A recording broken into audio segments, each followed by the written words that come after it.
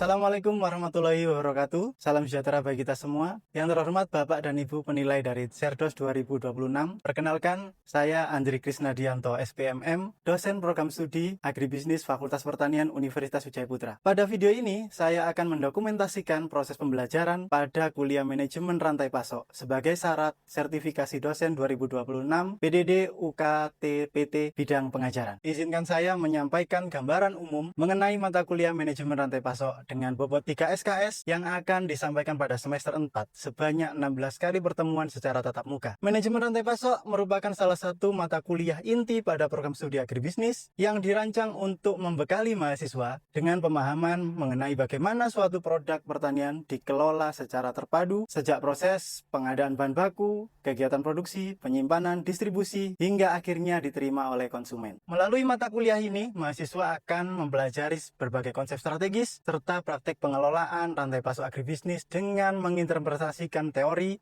studi kasus, diskusi, dan penyelesaian permasalahan secara nyata di lapangan. Seluruh proses pembelajaran disusun berdasarkan rencana pembelajaran semester atau RPS yang telah ditetapkan sehingga setiap pertemuan memiliki capaian pembelajaran yang terukur dan saling berkesinambungan. Pada mata kuliah ini, mahasiswa tidak hanya diharapkan mampu memahami konsep-konsep dasar manajemen rantai pasok, tetapi juga mampu menganalisis berbagai persoalan distribusi produk pertanian, mengidentifikasi hambatan dalam rantai pasok, serta merumuskan alternatif yang efektif dengan karakteristik komoditas agribisnis. Proses pembelajaran juga dirancang dengan mendukung capaian pembelajaran lulusan program studi agribisnis, khususnya pada aspek penguasaan konsep, manajemen agribisnis, kemampuan berpikir kritis dan sistematis, kemampuan bekerja sama dalam tim secara profesional, serta kemampuan melakukan analisis dalam pengambilan keputusan. Capaian pembelajaran lulusan mata kuliah manajemen rantai pasok agribisnis, program studi agribisnis sebagai berikut. Yang pertama, JPL 2, menguasai konsep prinsip ekonomi, manajemen, pemasaran, serta sistem agribisnis sebagai dasar dalam pengelolaan rantai pasok agribisnis. JPL 4, mampu berpikir logis, kritis, analitis, dan juga sistematis dalam menganalisis pemanfaatan, permasalahan, serta kinerja sistem manajemen rantai pasok agribisnis. JPL 8, mampu melakukan kuantitatif, analisis secara kualitatif dan juga terhadap efisiensi, biaya logistik, distribusi, serta kinerja rantai pasok sebagai dasar pengambilan keputusan. Untuk capaian pembelajaran mata kuliah atau CPMK menjelaskan konsep dasar, ruang lingkup, dan prinsip manajemen rantai pasok dalam sistem agribisnis. Mengidentifikasi pelaku aktivitas serta produk agribisnis dalam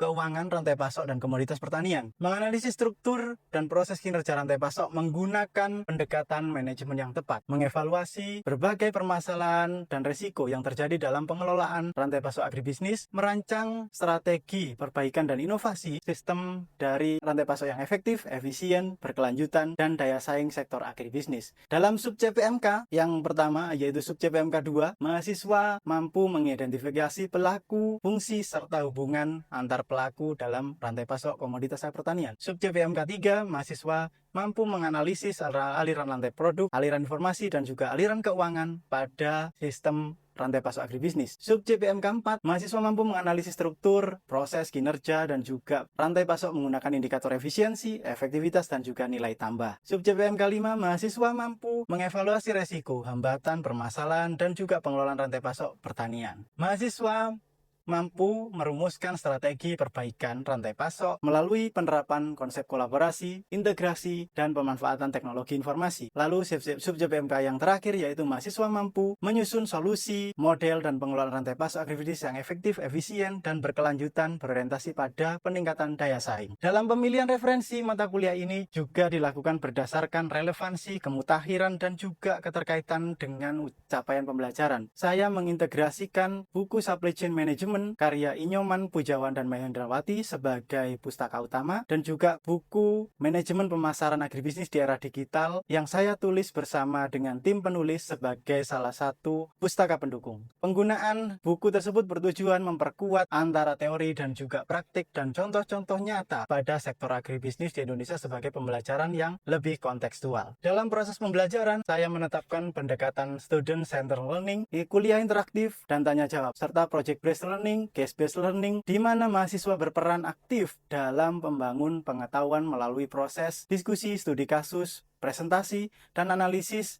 terhadap berbagai fenomena nyata di sektor agribisnis. Bobot penilaian terdiri dari 30% tugas, 30% UTS, 30% UAS, dan 10% kehadiran. Saya meyakini bahwa pembelajaran di perguruan tinggi tidak hanya bertujuan menyampaikan teori, tetapi juga membentuk mahasiswa dalam berpikir kritis, kolaboratif, komunikatif, serta kemampuan menyelesaikan permasalahan yang ada dalam dunia kerja maupun dunia usaha. Oleh karena itu, selama proses perkuliahan saya berperan sebagai fasilitator yang mendampingi mahasiswa dalam mengeksplorasi konsep dan penerapannya di lapangan. Baik, setelah kita memahami gambaran umum mata kuliah ini, selanjutnya mari kita masuki ruang kelas untuk memulai proses pembelajaran bersama mahasiswa. Saya Wali, Assalamualaikum warahmatullahi wabarakatuh. Selamat pagi, salam sejahtera untuk kita semua. Alhamdulillah kita bisa berkumpul pada pagi hari ini untuk mengikuti perkuliahan pada bab ataupun mata kuliah manajemen rantai pasok agribisnis, yang pada saat hari ini kita akan membahas tentang strategi distribusi dalam produk agribisnis dalam mendukung keunggulan bersaing. Nah, dalam pertemuan pagi hari ini, sebelum kita mulai, ada baiknya kita melakukan absensi terlebih dahulu ya. Silakan buka aplikasi Siakat.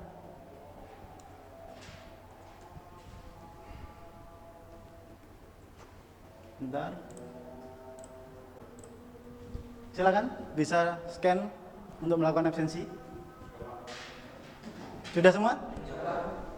Oke, baik, kita lanjut.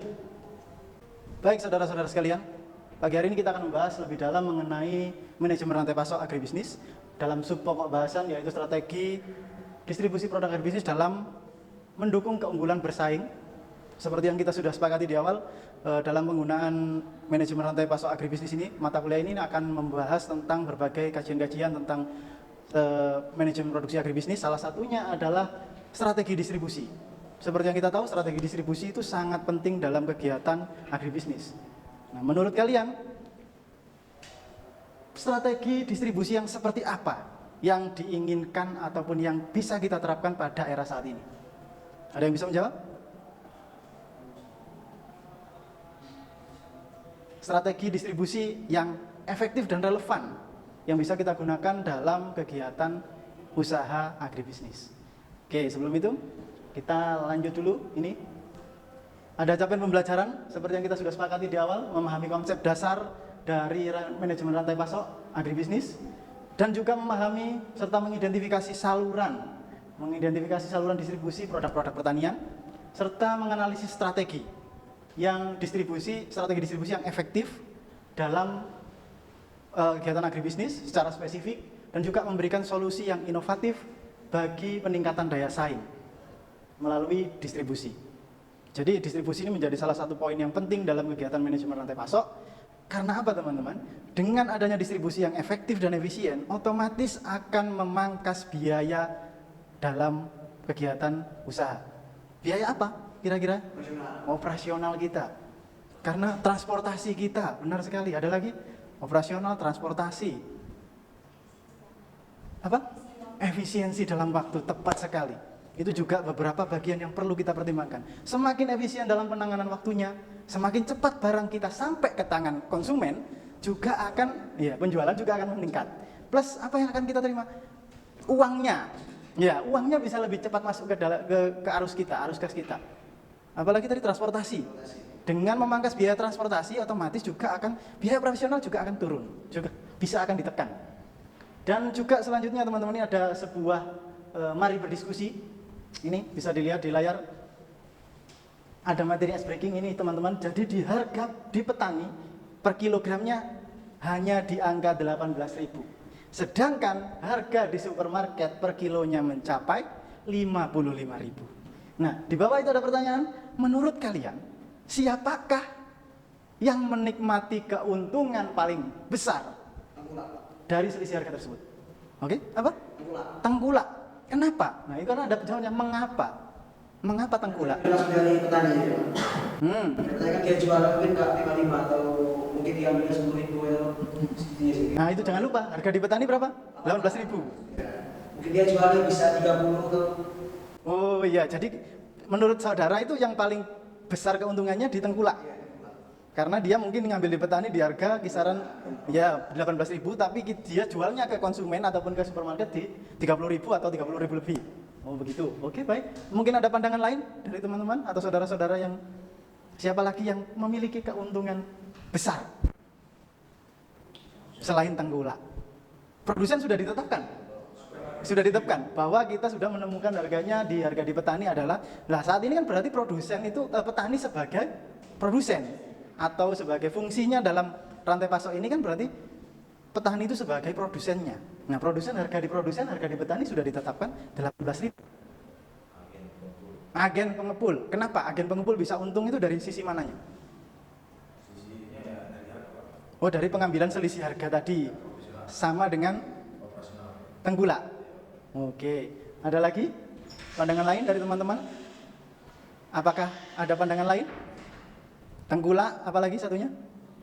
Agen pengepul memiliki keuntungan yang paling besar. Oke, semua jawaban itu adalah benar, teman-teman. Tapi jangan lupa, dalam kegiatan hilirisasi produk atau produk dari produsen ke konsumen, itu memang harus melewati banyak sekali tahapan atau banyak sekali melewati aktor-aktor ataupun saluran distribusi. Misalnya nih, kalaupun memang dari yang pertama tadi dari apa? Dari pengepul. Pengepul. Baru apa? Tenggulak atau pengepul dulu? Tenggulak dulu. Oke, Tenggulak dulu. Dari angka 18.000 kita ambil ya, 18.000 Tenggulak. Pindah ke pengepul. Jadi berapa tuh harganya? Kalau di sini sudah ambil 18.000 atau 10.000 lah. Nah, jadi kamu ambil berapa? 25.000. Oke. Teman-teman ada lagi setelah itu, jangan lupa karena di situ juga ada biaya transportasi, biaya operasional karena harus ngambil ke banyak petani dulu kan. Nah makanya ini harusnya kan dia menerima kan dari petani. Kalau di pengepul kan bisa menerima, tapi kalau ke sini kan harus ngambil. Nah di situ ada biaya transportasi. Kenapa Erik ataupun saudara pengepul ini bisa ngambil 25.000? Ya jangan salah teman-teman. Di situ memang ada biaya transportasi yang dibebankan. Makanya bisa jualnya nanti ke saluran berikutnya diambil juga sampai ke 25.000. Ada lagi dari saudara pengepul pindah ke mana lagi? Oh, pengecer bukannya di paling bawah nih. Pedagang besar, benar sekali. Jadi ada tahapan lagi ke pedagang besar. Di pedagang besar kena harga berapa? Oh, ambil lagi untung. Ambil lagi untung menjadi 35.000 pedagang besar. Baru ke pedagang besar kita nyampe kemana lagi teman-teman? Saudara-saudara? Langsung ke supermarket. Nah, sebenarnya berarti apakah ada yang apakah untungnya paling besar yang mana? Sebenarnya bisa untung di setiap lini. Karena bagaimanapun dalam kegiatan hilirisasi produk dalam rantai pasok itu memang harus ada penambahan nilai. Jangan lupa, sebenarnya ada lagi yang lebih penting dalam penambahan nilai. Di yang paling bawah. Jangan lupa di dalam kamu tadi berfungsi sebagai apa, Den? Tenggulak. Nah, di Tenggulak itu juga harus ada sortasi, harus ada grading, pembersihan yang perlu dilakukan, ya kan? Juga ada perlu pengemasan, packaging biar yang ini ngambilnya enggak begitu itu ya, enggak begitu. Iya, dan akhirnya kotorannya sudah dipisahkan, produknya sudah bagus, apalagi nanti kalau bisa sudah sama packagingnya, makanya bisa ngambil berani harga segitu. Pindah ke pedagang besar, mengumpulkan dari pedagang-pedagang pengepul itu tadi, ditambah lagi. Bisa jadi yang awalnya di sini packagingnya cuma plastik, nyampe ke pedagang besar jadi box. Karena apa? Di situ harus ada penambahan nilai teman-teman sebelum masuk ke harga di supermarket. Biar munculnya kan pas gitu loh. Jadi masa ya bawa ke supermarket dalam bentuk packaging plastik aja, ya kan nggak lucu. Kita harus memberikan good service juga kepada produk kita. Tambah nilai lagi dengan memberikan box. Akhirnya nyampe ke gudangnya supermarket, itu sudah dalam bentuk box-box, nanti bisa dibesar lagi. Baru nanti sampai ke tangan konsumen. Nah, di konsumen belinya harga 55.000 teman-teman.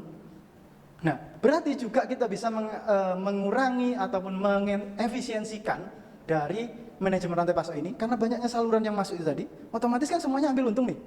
Tapi kalau kita bisa memangkas, misalnya tidak pakai pengepul, jadi langsung dari Tenggulak pindah langsung ke sana. Nah, berarti kan ada spare, pangkas rantainya jadi rantai pasoknya terpisah.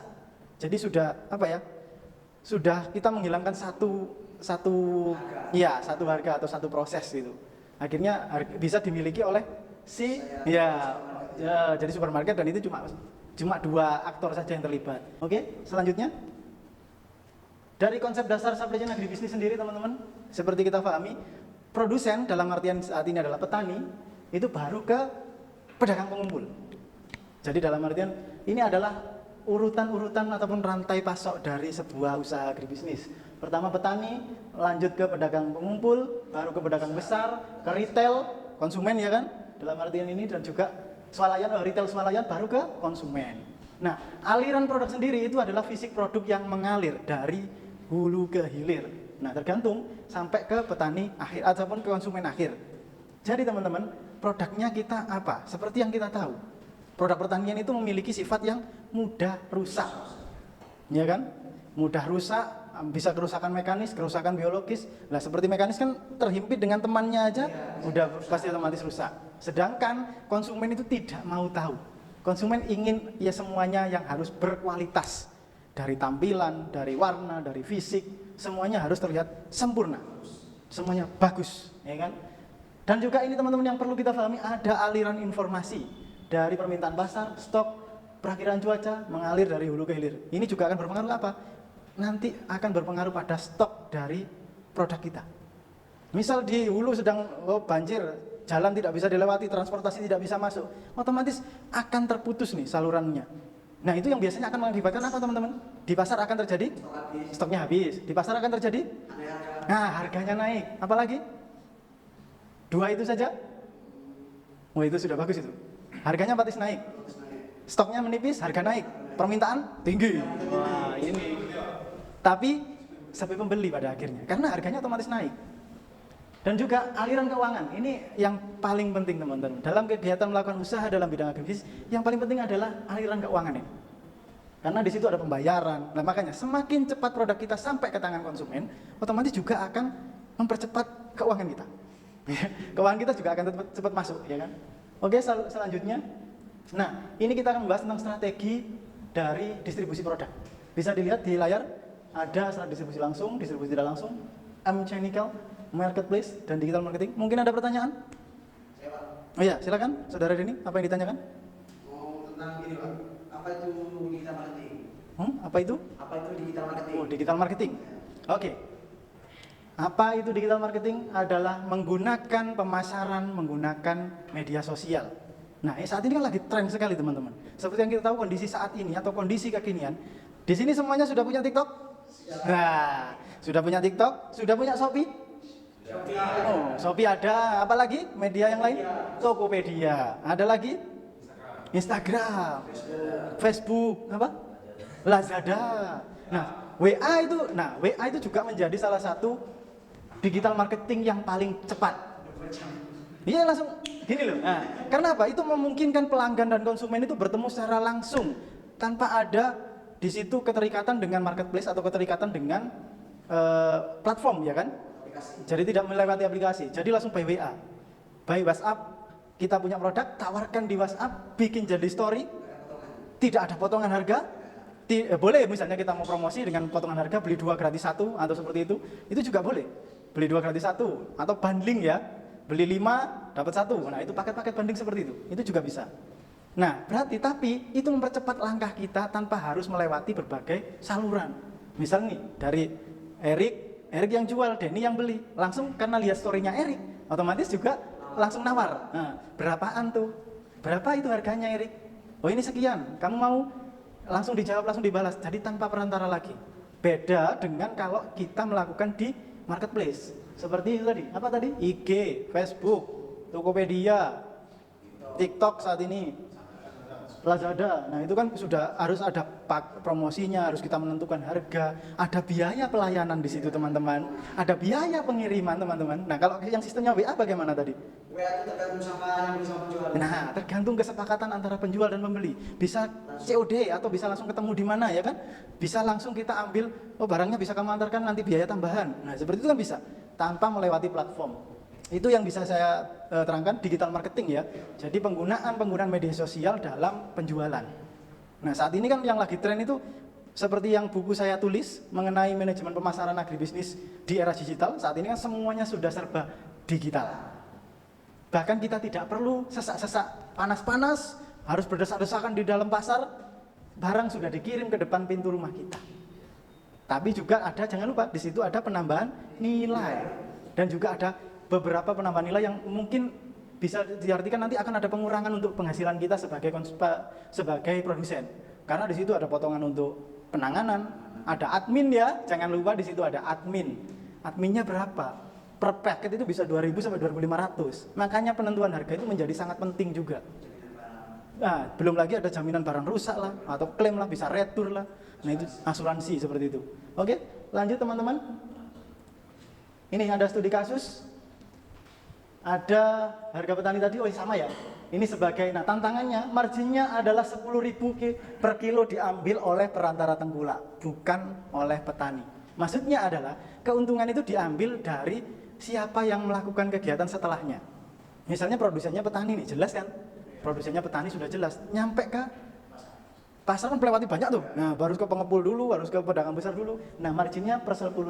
Nah, tantangan saat ini yang terjadi sebagai kita sebagai mahasiswa, yaitu kita itu sebagai konsultan agribisnis, teman-teman.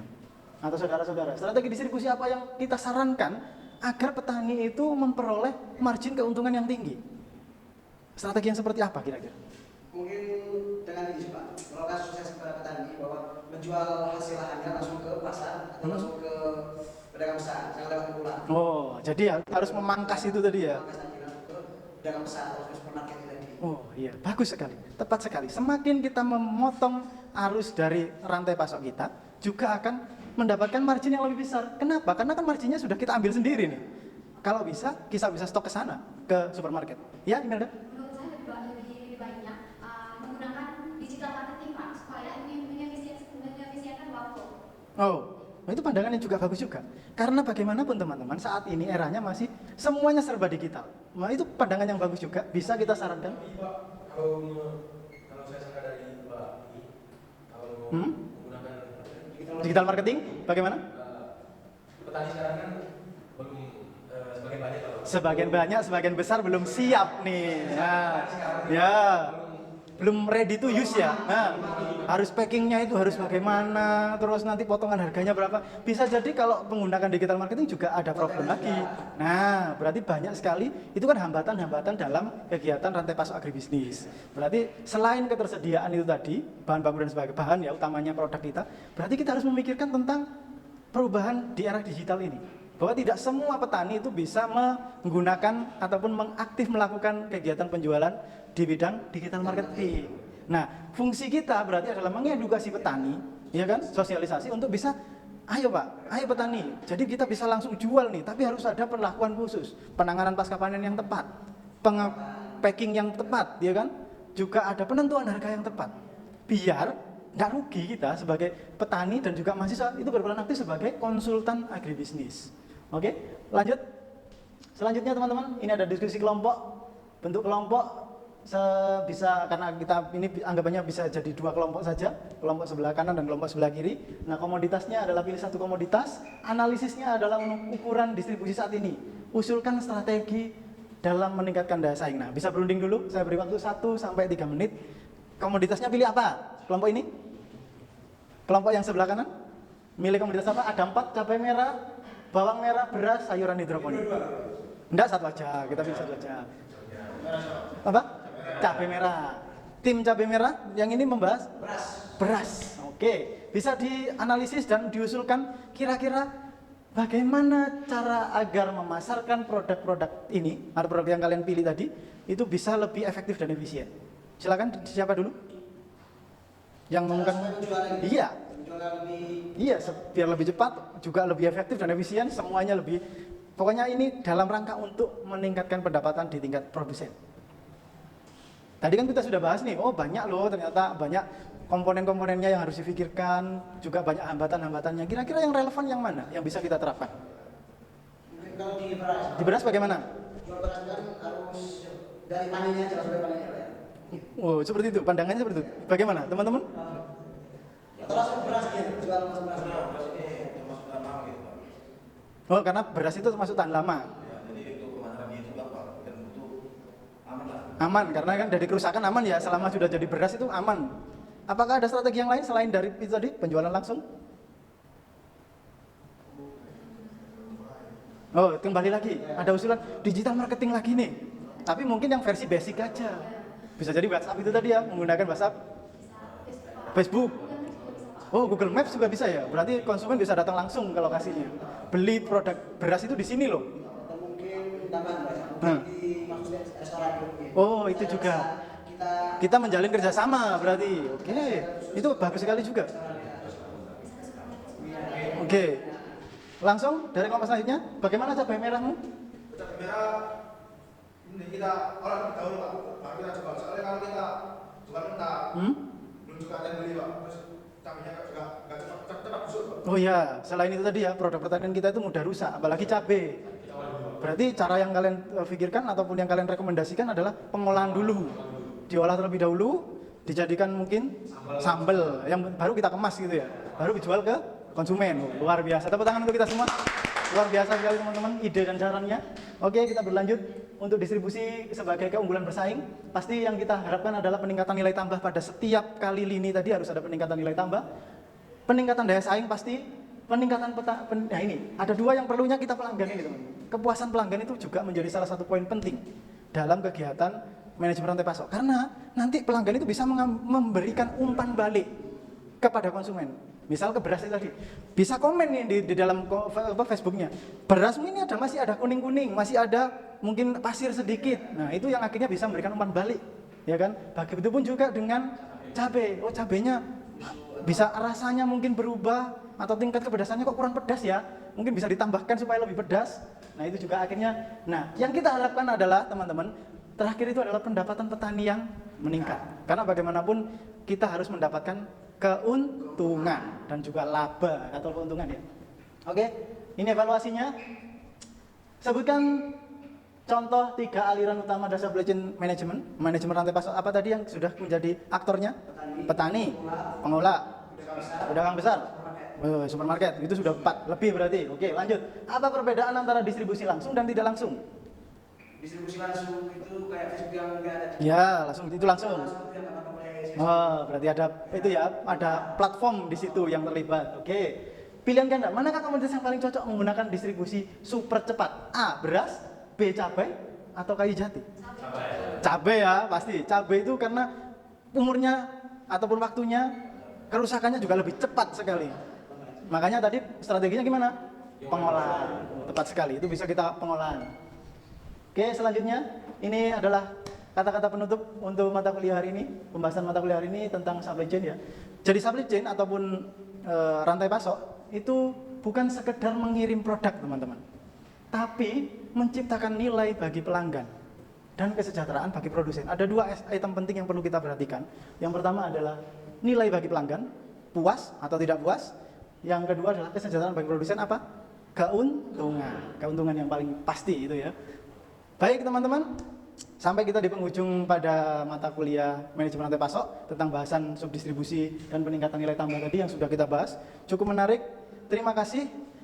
Mungkin reviewnya adalah sudah kita review tadi bahwa kita harus ada penanganan pasca panen, penambahan nilai tambah, terus juga distribusinya harus cepat, ya kan?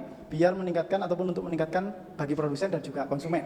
Nah, sampai bertemu pada perkuliahan selanjutnya. Hati-hati di jalan kalau pulang. Saya akhiri, wassalamualaikum warahmatullahi wabarakatuh. Selamat pagi.